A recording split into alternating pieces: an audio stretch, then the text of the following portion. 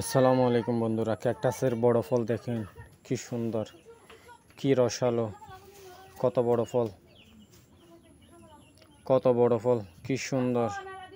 ক্যাকটাসের আরও একটা ফল, কি সুন্দর, খুবই রসালো। এটা চীনের মধ্যে জন্মে। কত বড় ফল,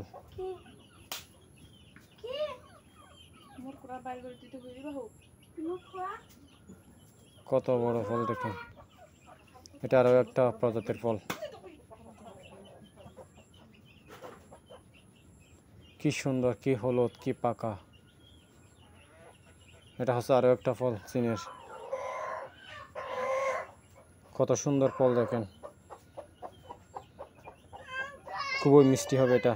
এটা হচ্ছে মাধবী পেয়ারা চীনের, খুবই রসালো, মাশাআল্লাহ।